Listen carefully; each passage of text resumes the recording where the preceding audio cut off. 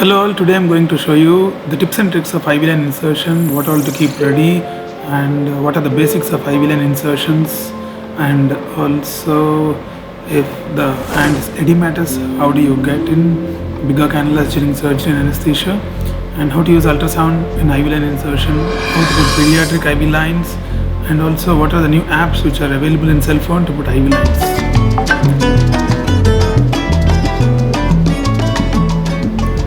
So let's begin with proper position. So before taking an IV line, I would request you to position properly, sit if required, and these are the things you need to keep ready. You need to have different gauges of IV lines and antiseptic solution and gloves. You better wear gloves to protect yourself. And then adequate lighting is very important. So you can use the lights in your operating room. And giving proper pressure is important. You can use an elastic band, but I usually ask my technician to hold the hand. Gentle tapping is required, as you can see there. Gently I'm tapping. So there are many options in this particular case. So which vein am I going to choose?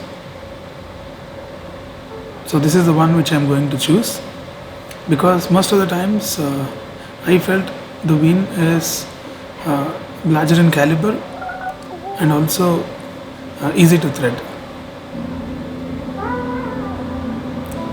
So clean the area with sterile swab and let it dry before inserting the IV line.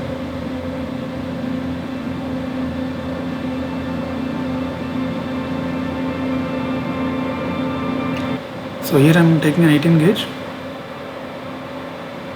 So most important thing is stretch the skin before inserting into the cannula. So you can look here, I will be gently stretching the skin, see. Yeah, this is the most important step. I am stretching the skin and enter into the vein in the shortest distance possible, because I've seen some people will enter the vein after a long passage through the subcutaneous plane. So you have to enter the vein with the shortest distance possible from the skin side. Hope you're understanding what I'm telling. So this is about a simple and basic cannula insertion. Now let us see if there is an edematous hand.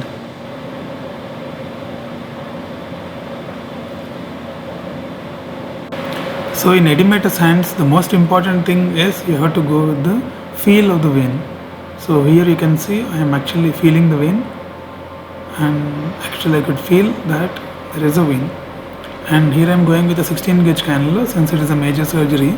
Wider bore cannulas are required, and you can see a spurt of blood has come back,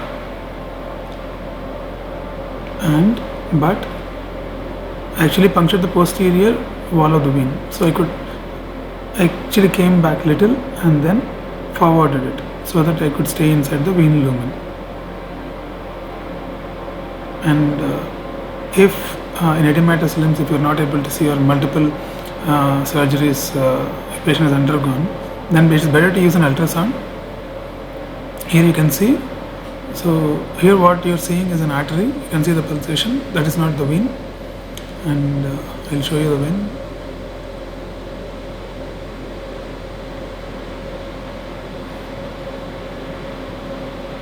Yeah, so this is a vein. Man, but that is very superficial, so I am searching for a better vein. Yeah, this is my selection, a good caliber, and I want it to be superficial, so that is the proper selection.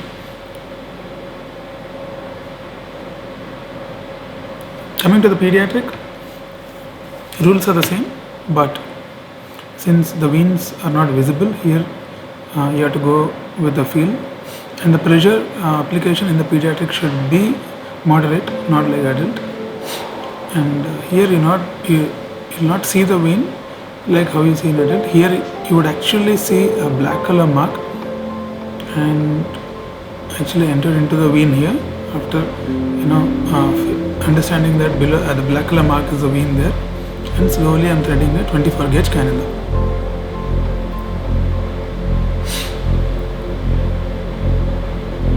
So that is, so in ICU sometimes you need to put IV lines. So then you can see here I have chosen a vein which is above the elbow area, and I have chosen 18 gauge cannula,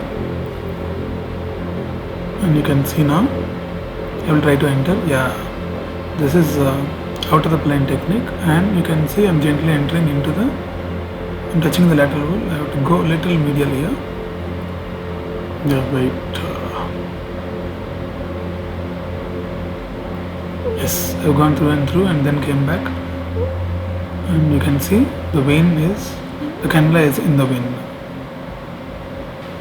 And this is a app which is available, the link I'll put in the description. It's a kind of vein finder. If you cannot afford for a vein finder, then maybe you can use this.